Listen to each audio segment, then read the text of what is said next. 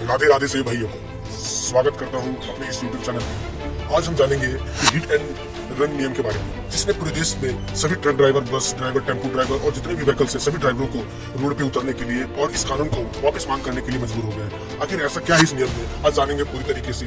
क्या ये नियम सही है, क्या सरकार इसे वापस लेगी, आज जानेंगे इस नियम के बारे में। तो बने रहिए इस वीडियो में। वीडियो स्टार्ट करने के पहले अगर आपने इस चैनल को सब्सक्राइब नहीं किया है तो प्लीज सब्सक्राइब कर दे और बेल आइकन भी प्रेस कर दे ताकि आने वाली अगली वीडियो की अपडेट आपको मिलती है। जो कानून ये आपके खिलाफ जो भी नियम बना रही है उसके ऊपर आप धरना दीजिए। 7 लाख रुपए और 10 साल की सजा कैसे करेगा? ये 5,000 रुपए में ड्राइवर एक नौकरी कर रहा है, अपने बच्चे पाल रहा है, वो क्या खेती बेचेगा?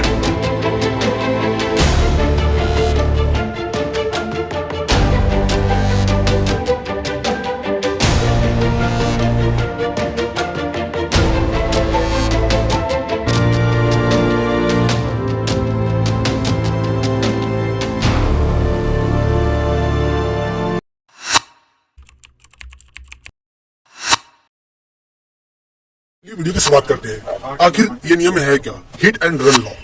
आम शब्दों में समझे तो जब कोई ट्रक ड्राइवर किसी भी दूसरे व्यक्ति को या गाड़ी को जब मार करके वहां से तुरंत चला जाता है तो वो हिट एंड रन नियम के तहत आता है, वो हिट एंड रन नियम कहलाता है। फिर आप सोचेंगे कि ऐसे घटने और ऐसे नियम पहले भी तो थे, फिर नया क्या? एक डेटा के अनुसार पता चला है कि भारत में करीबन 50,000 मौत रोड एक्सीडेंट या हिट एंड रन केस के, जो किसी भी दूसरे देश के मुकाबले काफी ज्यादा है। ये संख्या इतनी ना होती अगर रोड पे हुए एक्सीडेंट कि उस व्यक्ति को अगर सही टाइम पे मेडिकेशन या हॉस्पिटल ले जाया जाता। इस वजह से मुझे लगता है कि ये नियम सरकार ने लागू किया। इन सब चीजों को ध्यान में रखते हुए भारतीय न्याय संहिता ने ये चीजें ना हो या कम हो इसलिए ये नियम बनाए। इस नियम के अनुसार अगर कोई भी driver hit and run case में पाया जाता है तो उसे 2 चीजों का सामना। तो पहला, उसे 10 साल की सजा हो सकती है। दूसरी चीज, उसे 7 लाख रुपए तक का जुर्माना देना पड़ सकता है। अब जानते हैं इस नियम के फायदे। पहली चीज, प्रमोट रोड सेफ्टी। इस तरह के नियम से रोड एक्सीडेंट कम होने के चांसेस या रेस ड्राइविंग पर लगाम लगेगा। दूसरी चीज, ग्रांट विक्टिम्स मोर राइट।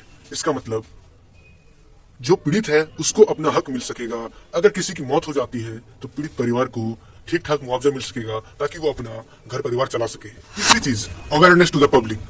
लोगों को ड्राइविंग से रिलेटेड, रोड एक्सीडेंट से रिलेटेड या गवर्नमेंट के जो रूल्स लॉज है रिगार्डिंग रोड्स एक्सीडेंट्स और भी ड्राइविंग से रिलेटेड है उनके बारे में उन्हें जागरूकता फैलेगी, अवेयरनेस होगी। तो ये चीज इंपॉर्टेंट। बात करते हैं रिएक्शन ऑफ प्रोटेस्टर्स या ड्राइवर्स।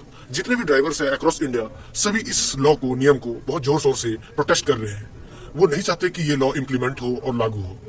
यहाँ तक देश के लगभग हर कोने में, हर राज्य में लोग सड़कों पे उतर के इस लॉ को, इस नियम को प्रोटेस्ट कर रहे हैं और बिल्कुल चक्का जाम कर रखा है। पहली चीज, ये जो पेनल्टी या फाइन है वो काफी ज्यादा है, 7 लाख रुपए कम नहीं होते।